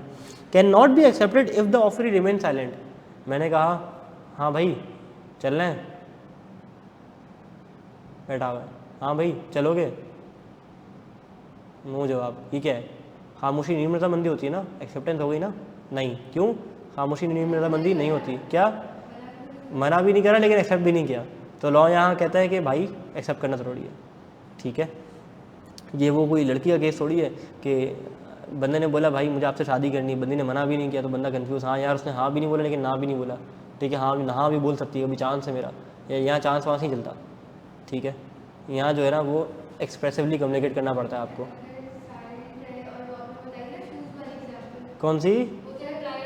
वो तो इम्प्लाइड एक्सेप्टेंस है। कौन सी? गाड़ी साफ करने वाली, चोर बाजार वाली? हाँ, ये इम्प्लाइड एक्सेप्टेंस है, इम्प्लाइड एक्सेप्टेंस है ना। देखो मेरे पास ऑप्शन था ना कि मैं यूँ करूँ, मैंने यूँ नहीं किया। क्या यहाँ क्या है? मैंने कहा हाँ भाई मैंने कहा तो मैं घड़ी बेचूंगा, खरीदनी है, तुमने जवाब नहीं दिया, तुम देखे जा रही हो, मैं शायद पागल दिमाग नहीं चल रहा इसका, ठीक है, एक्सेप्ट ही नहीं कर रही। तो कल को मैं तुमसे कैसे कह सकता हूँ कि मेरी घड़ी खरीदो? तुम बोलोगे मैंने एक्सेप्ट किया, तो तुमने ना भी तो नहीं किया। तुम बोलोगे मैंने एक्सेप्ट किया, मैंने अपने मुँह से कबूल किया कि मैं ये लायबल हूँ पे करने के लिए तुम्हें, नहीं ना, तो यहाँ बचा था आपको, ठीक है। लेकिन जब हम इसको तुम इस तरह से देख सकती हो कि अगर हम सर्विस रिसीवर हैं, रिसिपिएंट हैं, अगर मैं सर्विस का रिसिपिएंट हूँ तो मेरी खामोशी नीम रजामंदी हो जाएगी, ठीक है। अगर मैं रिसिपिएंट नहीं हूँ तो फिर नहीं होगी, ठीक है। अगर मुझ पर कोई ऑब्लिगेशन आनी है, जैसे ऑब्लिगेशन 2 पे, और मैं तुम्हें बोल रहा हूँ हाँ भाई खरीदनी है, तुम जवाब ही नहीं दे रही हो, तो फिर तुम्हारे पास वो नहीं आएगी, इम्प्लाइड एक्सेप्टेंस नहीं आएगी, ठीक है। चलो जी, can not be accepted through negative confirmation. ये नेगेटिव कन्फर्मेशन क्या होती है? अभी तो बहुत अर्ली है आप लोगों के लिए ऑडिट, लेकिन जब ऑडिट में आगे पढ़ोगे ना, एक आयज़ा होता है ISA 505, उसमें नेगेटिव कन्फर्मेशन होते हैं। कन्फर्मेशन क्या होती है? जब ऑडिटर ना क्लाइंट को भेजता है कन्फर्मेशन कि आपका ये बैलेंस आ रहा है, क्या आपको वाकई इस कंपनी को पे करना है तो मुझे बता दो क्योंकि मैं वेरीफाई करने के लिए आया हूँ। उसमें एक टाइप ऑफ कन्फर्मेशन का जिक्र किया जाता है, नेगेटिव कन्फर्मेशन। नेगेटिव कन्फर्मेशन क्या होती है? नेगेटिव कन्फर्मेशन ये होती है कि मैंने आपको लेटर भेज दिया है, अगर आपका जवाब आया तो मैं समझूंगा कि कोई ना कोई मसला है, और जो मसला है वो आप मुझे लिख के भेज देना कि क्या मसला है। लेकिन अगर आपका जवाब नहीं आया तो मैं समझूंगा आपको कोई मसला नहीं है, आप इस बैलेंस से एग्री करते हो। ये कहलाती है नेगेटिव कन्फर्मेशन। मिसाल के तौर पे मैं गया यूनिलीवर का ऑडिट करने के लिए, ठीक है। मैंने यूनिलीवर के डेटर में देखा कि एक डेटर आ रहा है ABC शुगर मिल लिमिटेड, ठीक है। यूनिलीवर ने ABC शुगर मिल से कुछ शुगर खरीदी है, ठीक है, और मेरा क्या है? पेबल, उनका क्या है? रिसीवेबल। तो मैंने पेबल की कन्फर्मेशन भेजी किसको? ABC शुगर मिल वाले को एज एन ऑडिटर, कि यूनिलीवर की किताबों में एक पेबल आ रहा है आपको 10 लाख रुपए का। अगर आपको लगता है कि 10 लाख रुपए का पेबल कम है, ज़्यादा होना चाहिए, तो आप जो है मुझे लिख के बता दो, या अगर आपको लगता है कि ज़्यादा है और कम होना चाहिए था तो जो भी डिस्क्रिपेंसी है वो इस लेटर में लिख के भेज दो। और अगर आप खामोश रहे तो मैं समझूंगा कि 10 लाख का बैलेंस बिल्कुल ठीक है, आई विल वेट। 2 हफ्ते गुजर गए, हाँ कोई जवाब ही नहीं देना। अगर आप कह रहे हो हाँ सही है, कोई मसला नहीं है, तो आप इसको इग्नोर कर दो। इसमें मसला है ना एक, इसमें टेक्निकल मसला भी है। एक टेक्निकल मसला ये कि अगर वो लेटर तुम तक पहुंचा ही नहीं था तो मैं तो क्या समझ बैठूंगा कि तुम्हें कोई मसला ही नहीं है, तो ये मसला है, रिस्क है इसके अंदर, तो ये हम आगे जाके पढ़ते हैं। तो वो यहाँ पे उस बात का जिक्र करता है, कहता है कि it can not be accepted through the negative confirmation. ठीक है, नेगेटिव कन्फर्मेशन से आप इसको एक्सेप्ट नहीं कर सकते। अब उसकी तशरीह, acceptance of the proposal is communicated when the person accepting does something that shows they agree to the proposal. This can be done through words, actions or any method that clearly shows their acceptance. Note: a proposal is not considered accepted if the offeree remains silent. अगर आप खामोश बैठी हैं तो मैं इसको रजामंदी नहीं समझ सकता। It cannot be accepted through negative confirmation, वही वाली बात कर दी, meaning that just because of the offeree does not reject or stays silent within a certain time, it does not mean the proposal is accepted. Acceptance must be actively communicated. आपको अपनी acceptance को communicate करना है कि हाँ मैंने कबूल किया। बात समझ आती है? चलो जी, when communication be completed, कब समझा जाएगा कि communication जो है complete हो गई है? ठीक है, कब समझा जाएगा? कहता है कि फॉर द प्रोपोजर, यानी कि ऑफरर, कहते हैं ऑफरर की नज़र में कम्युनिकेशन जब कंप्लीट होगी जब एक्सेप्टेंस एक्सेप्टर भेज दे। यानी कि मिस्टर ए ने ऑफ़र की, ठीक है, मिस्टर बी को, और इसकी नज़र में मैं बात करने जा रहा हूँ कि कम्युनिकेशन कब कंप्लीट होगी, जब कंप्लीट होगी जब मिस्टर बी एक पोस्ट ऑफिस जाए। ठीक है, एक पोस्ट ऑफिस जाए, ये घर बना दिया उन्होंने पुराने ज़माने का, नेवर माइंड। जब ये चल के या बाइक पे कहाँ जाए, पोस्ट ऑफिस जाए और वहाँ जाके एक एक्सेप्टेंस जमा करा दे, तो ये समझा जाएगा कि communication is complete, it is send by acceptor. तो प्रपोजल के लिए कम्युनिकेशन कब कंप्लीट समझी जाएगी, जब एक्सेप्टर ने डाक में जाके जमा करा दिया। नाउ फॉर द एक्सेप्टर यानी कि ऑफरी के लिए कब कंप्लीट हो जाएगी, when acceptance is received by the proposer. यानी कि मेरी नज़र में, यानी कि इस बी की नज़र में एक्सेप्टेंस कब कंप्लीट हो जाएगी, जब ये जाके इसके घर में, ठीक है, रिसीव हो जाएगी और ये बंदा जो है ना अपनी आँखों से देख लेगा इसके ख़त को। इससे अच्छा मैं पोर्ट्रे नहीं कर सकता। ठीक है, maximum I can do is this. वो 9 मैट्रिक में जनरल थे ना, तो वो भी मैंने अपनी क्लास से किसी लड़की से बनवाए थे। ठीक है, तो उसको मैंने कहा कि यार 9 में तो मैंने उससे बनवाया था, मुझे पता नहीं था कि ख़रीद सकते हैं बाहर से। तो मैंने उसको कहा कि क्या आप मेरा प्रैक्टिकल जनरल बना देंगी? उन्होंने कहा हाँ बना दूंगी। अब स्कूल में सख्ती थी, बात तो कर नहीं सकते थे, तो बस वो हमने एक टाइम लॉक किया कि छुट्टी के टाइम पे ना उस फलाने जगह पे मैं आपको अपना जनरल पकड़ा दूंगा। तो मैंने जो है अपना प्रैक्टिकल जनरल पकड़ाया, तो वो डायग्राम सब बन के जो है मेरे पास अगले हफ्ते आ गई और मैंने जाके लैब में जमा करा दिया। उस पर समोसे रख के बेचे जाते हैं। फ़ायदा क्या उस प्रैक्टिकल जनरल का, मुझे आज तक समझ नहीं आया। बनाया ना बचपन में, इंटर से आया हो, बनवाए थे? अच्छा, हाँ फेंक दिए जाते हैं, कुछ काम किसी काम की नहीं होते वो। ठीक है, तो फिर मैंने मैट्रिक में किया ये कि 150 रुपये का एक मंगा लिया तब्बू से। वो 150-250 रुपये का आते बिकते हैं। उर्दू बाज़ार में जाओ, बोलो प्रैक्टिकल जनरल दे दो, पता चल जाता है। हाँ, वो प्रिंसिपल ही है ना, प्रिंसिपल को सबमिट कराने, किसको क्या पता किसने लिखा है। राइटिंग चेक करते थे यार। मुझे आज तक अफसोस है अपने स्कूल के प्रिंसिपल पे, चूँकि मैं बहुत शरारती बच्चा था स्कूल का, जो कि किसी के कंट्रोल में नहीं आता था। न्यूमरस टाइम मुझे जो है ना वो ज़लालत फेस करनी पड़ी स्कूल में। एक मरतबा मैट्रिक के टाइम पे जो है ना वो टीसी मिलते मिलते रह गई। ठीक है, मैं स्कूल से निकाला जा रहा था। ठीक है, क्योंकि हमारे माशरे में जो बहुत एक्टिव स्पोकन बच्चे होते थे ना, हमारे स्कूलिंग सिस्टम ना बेड़ा गर्क हुआ है। यकीन मानो कि जो थोड़ा सा एक्टिव स्पोकन है, जो थोड़ा सा अच्छा बोलता है, जो थोड़ा सा अपना बोल्ड नहीं कह सकते, एक्सट्रोवर्ट है, उसको कहते हैं बदतमीज़ है, ये शरारती है। और जो हाँ जवान चलाता है, ठीक है। और जो बिल्कुल इंट्रोवर्ट है ना, जो बिल्कुल यूँ सुन पट्टी बैठा रहता है, ठीक है, जो क्लास में बैठ के लंच करता है, जो खेलता नहीं है, ये बहुत अच्छा बच्चा है, ही इज़ ब्रिलियंट। यार मेरे पास एक ऐसी जेन्युइन मिसाल, मुझे उस बच्चे के ऊपर ना आज तक बड़ा अफसोस होता है। अच्छा, मैं वैसे पोजीशन होल्डर था नर्सरी से और 2-3 तक रहा हूँ। 2-3 में मेरा एक बैचमेट आया, एडमिशन लिया, ठीक है, और उसके बाद से सारी पोजीशन उसकी आना शुरू हो गई। क्यों? क्योंकि उसका रट्टा इतना अच्छा था, वो बहुत अच्छा पढ़ता था और 99, 98, 97, 99.95, 99% उसकी ये परसेंटेज आया करती थी स्कूल में। तो वो टीचरों की नज़र में बड़ा टॉप बच्चा था और 8-9 मैट्रिक तक उसने अपनी पोजीशन को रिटेन किया, बहुत अच्छा पढ़ता था। तो वो उसका एटीट्यूड ऐसा था स्कूल के अंदर कि वो बिल्कुल इंट्रोवर्ट, किसी से बात नहीं करेगा, फर्स्ट बेंच पे बैठेगा, टीचर की बात सुनेगा, ब्रेक में क्लास से बाहर नहीं निकलेगा। उसकी अब ब्रेंगिंग ही घर में ऐसी हुई थी कि बेटा सिर्फ आपने पढ़ना है, आपकी ज़िंदगी का मकसद जो है ना पढ़ना है और इसके बाद मर जाना है, दूसरा काम ज़िंदगी में नहीं करना है। और हम थे गैदरिंग वाले लड़के, ठीक है, कि 5-6 का टोला बनाया, यहाँ निकल गए, वहाँ निकल गए, इस बिल्डिंग में छुप गए, क्लास बंक कर ली। टीचर, अच्छा हमारी क्लास भी कोई इंटरनेशनल कोई दरवाज़ा थोड़ी है, एक गेट बना हुआ है दीवार का मतलब दीवार है, उसमें जैसे एक दीवार है, अब गेट नहीं है, यहाँ से आ रहे हैं, और यहाँ ना एक खिड़की की जगह पे वो बना हुआ है चकोर, तो टीचर अंदर आती थी, हम दीवार टाक के बाहर जाते थे। तो हम मेरा ऐसा दौर था। तो बता ही रहता, तो उस बच्चे ने ना, जो बैचमेट था मेरा, मैट्रिक तक 80 मारी, 80% से ऊपर, इंटर में भी 80। उसकी माँ का ख्वाब था कि वो उसकी एनईडी में दाखिला हो जाए, उसका एनईडी में दाखिला भी हो गया, वो ग्रेजुएट भी हो गया। ग्रेजुएट उसको 2 साल हो गए and he is jobless at sitting at his home. नहीं है,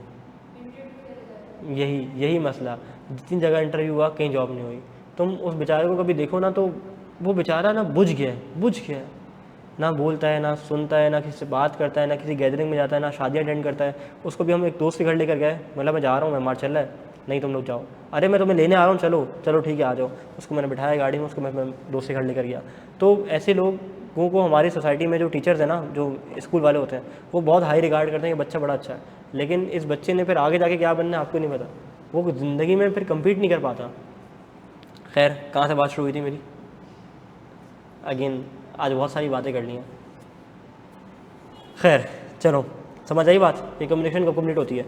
चलो हम कम्युनिकेशन को कंप्लीट करते हैं। When communication will be completed for the proposal, यानी कि person making the offer, the communication of acceptance is complete when the acceptance has been sent by the acceptor and is beyond the control of the acceptor such as being posted or transmitted। वही वाली जवाब वाली मिसाल कि offeror के लिए कब समझा जाएगा कि कम्युनिकेशन कंप्लीट हो गई है, जब ऑफरी ने अपना जवाब डाक में डाल दिया और उसके कंट्रोल से बाहर चली गई बात कि अब वो अपने फैसले को रिवोक नहीं कर सकता। Ali offer to sell his car to Bilal, Bilal ने लेटर ऑफ एक्सेप्टेंस पोस्ट कर दिया। Communication of acceptance is complete as soon as the letter is send and out of Bilal control. अब वो निकल गई है गाड़ी, अब बिलाल के कंट्रोल से क्या चली गई है, बाहर चली गई है बात। सारा email her acceptance of Ahmed offer to buy his laptop. As soon as she presses the send and the email is transmitted, the communication of acceptance is considered complete for Ahmed even though he hasn't opened the email yet। यानी offeror के लिए acceptance की communication क्या हो जाएगी, complete हो जाएगी, भले उसने ईमेल ना देखी हो, क्योंकि उस बंदी के, उस एक्सेप्टर के बियॉन्ड कंट्रोल बात चली गई है। पक्की बात है, क्या मेरी बात समझ आ रही है?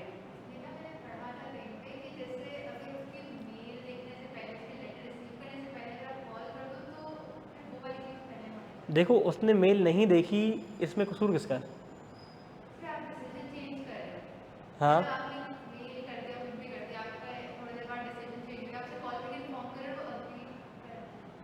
कौन कॉल करके इन्फॉर्म कर रहा है? ऑफर कर रहा है, ऑफरी कर रहा है? ऑफरी कर रहा है, ठीक है। तुम कह रही हो कि ऑफरी ने मेल की, हाँ मैंने एक्सेप्ट किया, ठीक है, और ऑफरर ने पढ़ा नहीं, और ऑफरी ने कॉल करके रिजेक्ट कर दिया, कर सकता है, कर सकता है, कर सकता है, हाँ कर सकता है, हाँ कर सकता है, कर सकता है। क्यों? क्योंकि उसकी एक्सेप्टेंस तो कम्युनिकेट हुई ही नहीं थी। सही है, पढ़ लेगा से पहले। अच्छा ये बहुत जजमेंटल है, तो इसलिए एग्जाम में तो मैं स्पेसिफाई करेगा कि केस क्या हुआ था, और पहचान में आ जाएगा, इतना मुश्किल नहीं है। सवाल आता है मात का कि लेटर रीच करने से पहले ऑफर इज रिवोक्ड, तो इट विल बी लीगल। हाँ बिल्कुल, ये वाला सवाल अभी इसने किया है, हानिया ने, ठीक है। For the acceptor, person accepting the offer, यानी कि मिस्टर बी जिसको ऑफर की जा रही थी, कह रहा था communication of acceptance is complete when the acceptance is received and come to the knowledge of the proposer. यानी कि जब प्रोपोजर ने पढ़ लिया, उसकी नॉलेज में आ गया, उसकी आंखों ने देख लिया, उसके कानों ने सुन लिया, तो कम्युनिकेशन कंप्लीट समझी जाएगी। Example number 1, Ahmed sent a letter accepting Zara offer to buy her furniture. The communication of acceptance is complete for Ahmed when Zara reads the letter and become aware। जब ज़ारा को पता चल गया, उसकी आंखों ने देख लिया, उसके कानों ने सुन लिया। फातिमा ने टेक्स्ट किया हिना को कि मैं तुम्हारी ऑफर को कबूल करती हूँ कि तुमने कहा था कि फ़ोन बेचोगी। The communication of acceptance is complete for Fatima once Hina receive and read the text message making her aware of Fatima acceptance. अब दोबारा बताओ, अगर मैं इसको समराइज़ करूँ यहाँ पे, ये माइंड में क्यों काम आता है? इसलिए काम आता है। इतनी लंबी बात नहीं पढ़नी पड़ेगी, यहाँ से कॉन्सेप्ट हमारा बन जाएगा। बताओ कम्युनिकेशन कब कंप्लीट होगी? फॉर द प्रपोजर यानी कि फॉर द ऑफरर। कब कंप्लीट होगी? कंप्लीट जब होगी जब एक्सेप्टेंस सेंड कर दी हो एक्सेप्टर ने, यानी कि प्रोमिजी ने, प्रोमिस तो बाद में बनेगा, ऑफरी ने जब एक्सेप्टेंस कम्युनिकेट कर दी हो और वो अब उसकी पहुंच से बाहर हो कि उसको वापस बुला सके। When it is put in the course of transmission, ठीक है। फॉर द एक्सेप्टर, एक्सेप्टर के लिए कब होगी? कंप्लीट हो जाएगी when the acceptance is received by the proposer, यानी कि जब उसकी आंखों ने वो खत देख लिया, उसके कानों ने वो वॉइस नोट सुन लिया, उसकी आंखों ने वो मैसेज देख लिया, तो क्या हो जाएगा? कंप्लीट हो जाएगी। क्या मेरी बात क्लियर है? क्या बात समझ आती है? चलो जी, अब मिसलिनियस छोटी छोटी बातें रहती हैं हमारी, लेकिन हम इंशाल्लाह आज इसको ख़त्म करेंगे। 1 2 बस, कुछ भी नहीं है, 2 कॉन्सेप्ट पढ़ेंगे, उसके बाद आपको देंगे होमवर्क, ठीक है? तैयार हो? कुछ भी नहीं है, हो जाएगा, चैप्टर कंप्लीट है आज। एक चीज़ मैंने नोट की, पता नहीं क्या अल्लाह का कोई करम है, या मैं टाइम कम लगाता हूँ या बाकी लोग ज़्यादा लगाते हैं, कि मैं देखता हूँ ना कि दूसरे लोग मतलब कितने लेक्चर में, या इवन कोई टीचर है, कोई कहीं से पढ़ रहा है, कोई कहीं से पढ़ रहा है, कितने लेक्चर कौन टीचर किसी चीज़ पे लगाता है, तो उसका मुझे 60-70% ही टाइम लगता है। ऑल्दो मैं बातें भी करता हूँ, सब कुछ करता हूँ, लेकिन कम टाइम लगता है।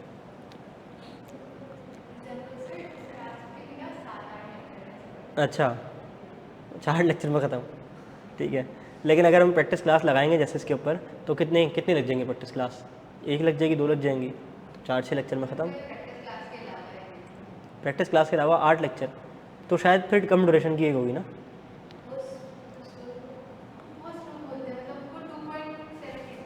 हाँ, तो मेरा जो, अब बताता हूँ, चलो उस पर तुमने एक बात छेड़ दी अभी। सर से मैंने पढ़ा हुआ है एंड ग्रेट प्रोफेशनल, बहुत अच्छे इंसान है। एंड अच्छा, ये को पढ़ा था हमसे अपना पीआरसी का, पीआरसी पढ़ाते हो?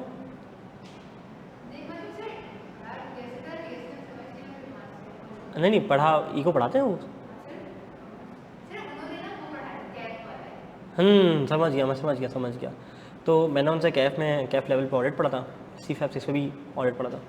तो यूँ समझो कि 2020 में जब मैंने ऑडिट की भी मेरी बड़ी एक अलग कहानी है, ठीक है, वो भी बात खुलेगी तो दूर तक जाएगी, लेकिन खैर ये अपना छोड़ो यार, क्या बताऊँ, बड़ी लंबी कहानी है।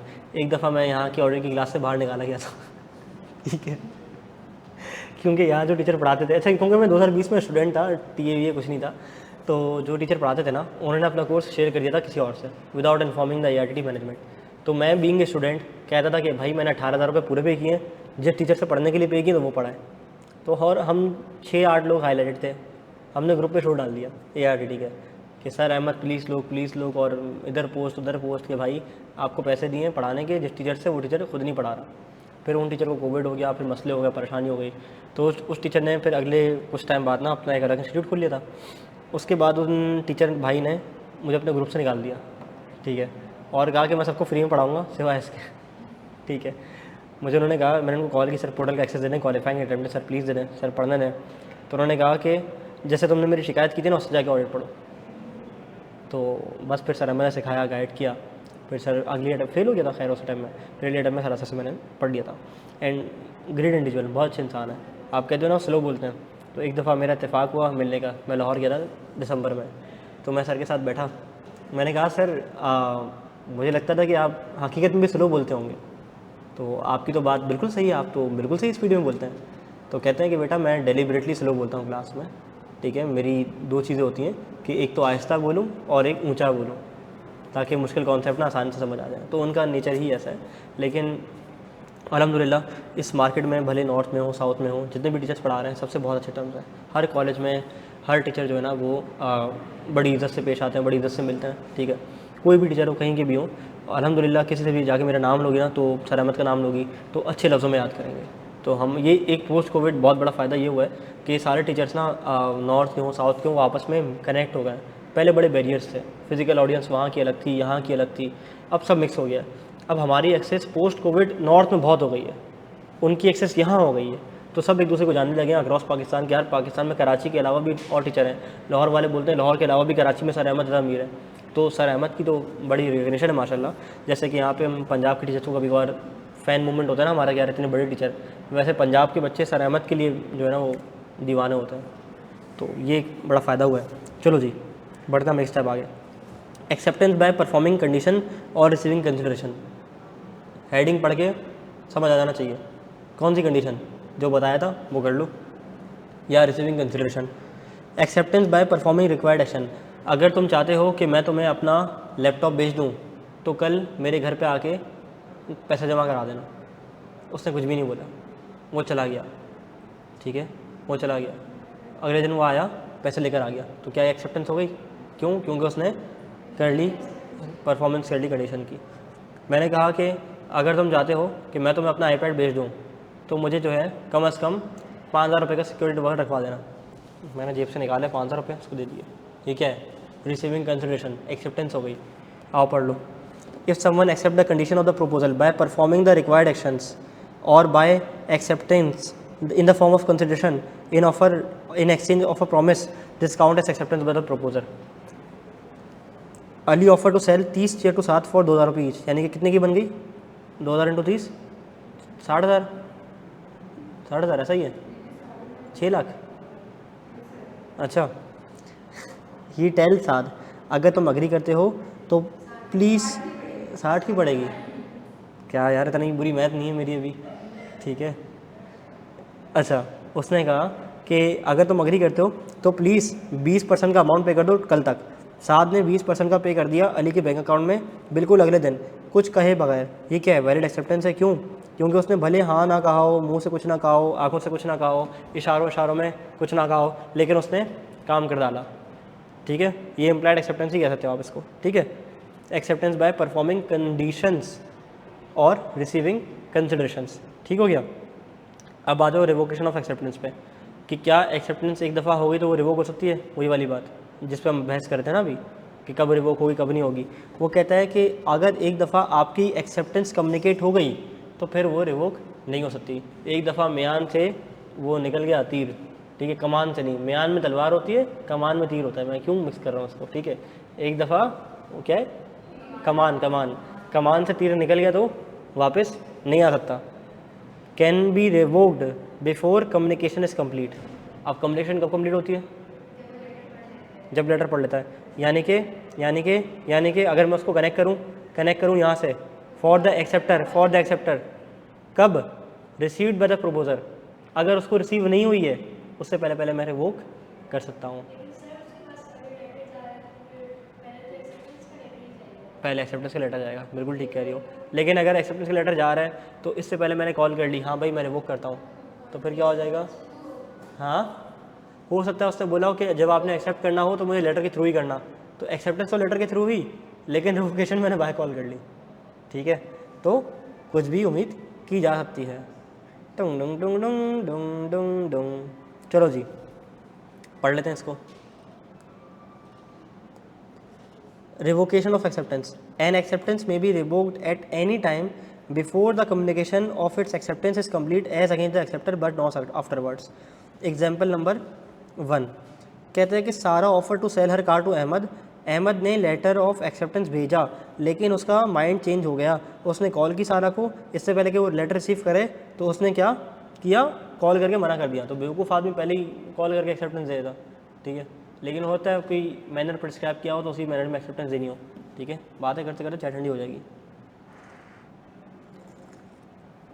हाँ नॉट अ बैड टी। चीज़ें समझ आ रही हैं? पक्की बात है? हैप्पी? चलो। Fatima offer to sell her laptop to Hina for ₹50,000। Hina ने एक ईमेल की accepting the offer through her Outlook account, digital हो गई है। After sending the email Hina decide she no longer want the laptop. उसने क्या किया? ईमेल जाके रिकॉल कर ली। अच्छा ये मिसाल ना मैंने खुद लिखी है, यहाँ पे डाली है, ये किसी किताब में नहीं, मेरी अपनी मिसाल है। मैंने सोचा यार कॉन्ट्रैक्ट एक्ट तो 1872 का था, वो तो ख़त व किताबत का ज़माना था। अगर आई कैप थोड़ा सा इसको जदीद करना चाहे तो क्या वो ये नहीं कर सकता? तो मैंने एक मॉडल लिखा कि मुझे एक ऐसी एग्जांपल चाहिए कि जिसमें आउटलुक को यूज़ करते हुए अपनी ईमेल रिकॉल कर रहा हो तो कैसे करेगा। तो उसने बन गई एग्जांपल, ठीक है। तो अगर मैंने सेंड किया और तुमने पढ़ा नहीं तो मैं रिकॉल कर सकता हूँ। जैसे फॉर्म में हम लोग करते हैं अक्सर औकात ना, आउटलुक है हमारे पास प्रीमियम, तो हम क्या करते हैं, मेल करते हैं, ठीक है। अब कभी कभार से ख़तरनाक मेल होती हैं जो कि हम चाहते हैं कि सामने वाला पढ़े नहीं। जैसे मिसाल के तौर पे हमने जो है ना वो क्लाइंट को ईमेल की, ठीक है, या इंटरनल ईमेल की किसी को, और पार्टनर को या सीनियर मैनेजर को या डायरेक्टर को सीसी में रख दिया, कॉपी में रख दिया। अब हम चाहते हैं, अब पता चल गया गलत फाइल चली गई या गलत ईमेल चली गई या वो वाली बात इसमें ऐड करना भूल गए। अब क्या करूँगा, अब फ़ौरन से जाके हम ईमेल खोलते थे, वो वाली आउटलुक में ऑप्शन देता था रिकॉल द ईमेल, यानी कि जो हमारी कम्युनिकेशन है वो कंप्लीट नहीं हुई। अब वो रिकॉल कभी बार फेल भी हो जाती है, पता है क्यों? अगर सामने वाले ने ईमेल खोल ली तो वो बोलता है, अगर मैंने 5 बंदों को भेजी थी ना, उसमें 5 थे, 2 में 2-3 थे, सीसी में 3-4 थे, तो वो मुझे रिपोर्ट आती है, बोलता है भाई आपने ईमेल रिकॉल की थी, इतने लोगों की कम्युनिकेशन फेल हो गई है, क्यों? उन्होंने ईमेल खोल ली है। और जो बाकी के 5 लोग थे ना, इनसे रिकॉल हो गई है क्योंकि इनके पास ईमेल गई थी लेकिन उन्होंने खोली नहीं थी। बात समझ आती है? तो ये सबसे बेहतरीन मिसाल बन सकती है आज के जदीद ज़माने में, और इस पर एग्जामिनर आपसे सवाल भी पूछ सकता है। हाँ हाँ हाँ, बिल्कुल ऐसा ही है।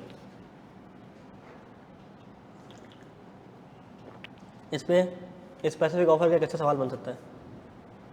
5 दोस्तों को एक बंदे ने ईमेल करी, उसके बाद हमने माइंड चेंज करा और रिवोक कर ली। 3 लोगों ने ईमेल खोल ली, 2 ने नहीं खोली। वो स्पेसिफिक ऑफर हो गई सिर्फ उन 3 लोगों की जिन्होंने ईमेल खोल ली, क्योंकि उनकी कम्युनिकेशन कंप्लीट हो गई थी। ऐसा सवाल अगर मेरे जैसे कोई बंदा हो ना तो बना सकता है, ठीक है। आओ चैप्टर की सैर करें, आओ बच्चों सैर कराएं तुमको पाकिस्तान की। ये देखो ऑफ़र देखते जाओ, एक्सेप्टेंस देखते जाओ, कोई नई चीज़ लगे रोक देना। Promisor, promisee, agreement, contract, enforceability क्या होती है, ऑफ़र क्या होती है, specific offer, general offer, counter offer, essentials, 2 बंदे, इंटेंशन, सर्टेन, डेफिनेट, कम्युनिकेट होनी चाहिए, कैसे कम्युनिकेट होगी, एक्सप्रेसली और implied, conditional offer, invitation to an offer is not an offer, वजूद जन से है तस्वीर कायनात में रंग, याद है? वजूद जन से है तस्वीर कायनात में रंग, ये शेर था, ये इम्तियाज़ वाली एग्जाम्पल थी, याद नहीं आई? मेकअप पे सेल लगाई थी इम्तियाज़ ने, नहीं थी उस क्लास में, नहीं थी, नहीं याद? अल्लामा इकबाल का शेर था कि वजूद जन से है तस्वीर कायनात में रंग, ये पूरी एक नज़म है, उसकी पहली लाइन है वो। इसमें मेकअप कहाँ आया? वो औरतों के लिए शेर था उनका बेसिकली, कि वजूद जन यानी औरतों से है तस्वीर कायनात में रंग, ठीक है। तो ये अल्लामा इकबाल का शेर जो है ना वो बड़ा मशहूर होता है इसलिए। चलो जी, अब इसके आगे क्या था मुझे नहीं पता, क्योंकि मैं पूरी गज़ल मैंने पढ़ी नहीं।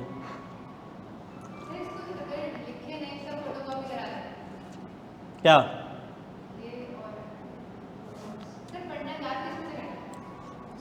याद इसमें से करना है, ठीक है, रिवीजन इसमें से करना है, चाहो तो उसकी भी कॉपी करा लो, करा लो, बहुत पैसे आ रहे हैं। अच्छा प्रिंटर है, ग्रेट, सही है। लेकिन सबसे अच्छी चीज़ पता क्या होती है, अपने हाथ से लिखो। कभी मैं तुम्हें रजिस्टर दिखाऊंगा लॉ का, हाँ, तो मुझे ना लॉ का एक लेक्चर होता है हमारा 2 घंटे का, सीए फाइनल का, उसको लेने में मुझे 4 घंटे लगते हैं। मैं 2x पे लेता हूँ। हाँ हाँ हाँ, एग्जाम्पल, और एक वक्त में पूरा लेक्चर लिया भी नहीं जाता। अगर 2 घंटे का लेक्चर है तो मैं 1 घंटे सवा घंटे में बस कर देता हूँ, फिर मैं 1-2 घंटे ब्रेक लेके फिर मैं दोबारा कंटिन्यू करता हूँ, वो समझ नहीं आता उसके बाद, लिमिट सब एक्सिट कर देता है। चलो तुमने कहाँ भगा दिया। चलो प्रैक्टिस क्वेश्चन 1 हो गया, 2-3 हो गया, revocation of offer, notice, expiration of time, कल 6 चीज़ें पढ़ी थी हमने, पढ़ ली थी, पक्की बात है। ये वाले सवाल हमने सारे कर लिए, 13 के 12 13 थे बल्कि, इसमें कर लिए थे, कर लिए थे ना? हाँ हाँ, ये आज़म बाबर एबीसी क्लब कर लिए थे ना, ठीक है। एक्सेप्टेंस, कंडीशंस, ये आज पढ़ी हैं, हो गई हैं। उसके बाद एक्सेप्टेंस की कम्युनिकेशन, ये आज पढ़ी हैं। Performing conditions, revocation of acceptance, done. बात समझ आती है, समझे भी हो? आ जाओ होमवर्क, हम आपको दिखाते हैं कि how do we copy and paste. ऐसे लिया हमने, लिया इसका स्क्रीनशॉट लेके यहाँ पे हमने कर दिया पेस्ट।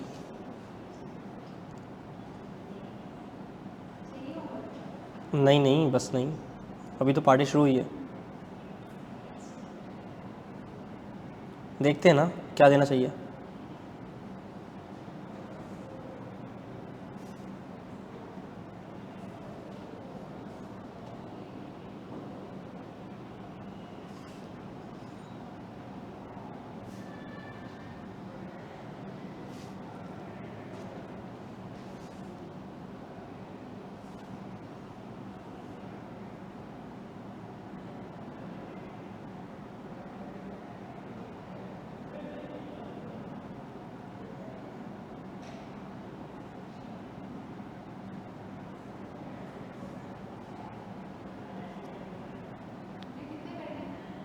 बताता हूँ, देखो सारे तो नहीं होंगे ना एक दिन में, मैं एक्सपेक्ट भी नहीं करता। तो मशवरा करते हैं आप लोगों से कि कल क्लास रखें ना रखें, कब रखें, कब हम सवाल डिस्कस कर सकते हैं। चैप्टर कंप्लीट हो गया, चैप्टर कंप्लीट हो गया, चैप्टर कंप्लीट हो गया। अब आप चाहो तो ICAP की स्टडी टेस्ट का मुताला अपनी दिल को बहलाने के लिए कर सकते हो कि क्या मैंने कंप्लीटनेस इंश्योर की है, क्या मैंने सारी चीज़ें पढ़ा दी हैं, कोई ऐसी चीज़ तो नहीं जो मैंने छोड़ दी है। ये करना हो तो कर लेना, ठीक है, क्योंकि मैं अब ICAP की किताब की तो सैर नहीं कराऊंगा यहाँ बैठ के।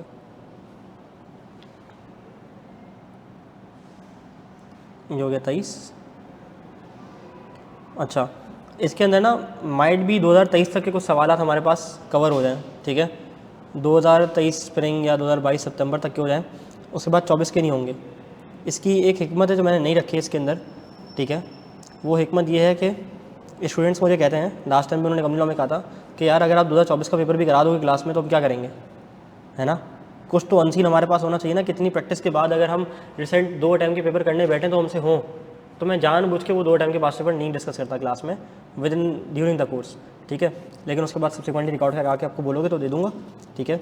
या कोई सेशन लगाएंगे तो उसमें हम कोई पूरा पेपर भी डिस्कस कर सकते हैं। भाई ये तो ख़त्म ही नहीं हो रहा है, सीरियस हो गए हैं हम। मुझे याद है तकरीबन कोई 15-16 सवाल थे ये, ठीक है। हम देख लेते हैं हमें इसका करना क्या है। इसके 2 तरीके हो सकते हैं, दोनों पॉसिबिलिटीज़ में डिस्कस कर लेता हूँ, लेकिन पहली वाली पॉसिबिलिटी मुझे ज़्यादा अच्छी लगती है, इसलिए मैं दूसरे के हक़ में नहीं हूँ। 27 हो गए, ख़त्म हो गए, ठीक है। अच्छा, अभी ये हमारे पास हैं सवालात, कहाँ से कहाँ तक, 14 से 27 तक, यानी कि 13 सवाल हमारे पास मज़ीद हैं करने के लिए। गैप दे दें ताकि काम कवर हो जाए थोड़ा। सर ज़्यादा पढ़ा लिया आपने, नहीं मैं पढ़ा नहीं रहा अब तो। सर बस ऑफ़ करें, देखो बस हो रही है इन लोगों की, लड़कों तुम्हारी बस हो रही है, लड़कियों से कुछ सीखो जो यहाँ बैठी हैं, ठीक है।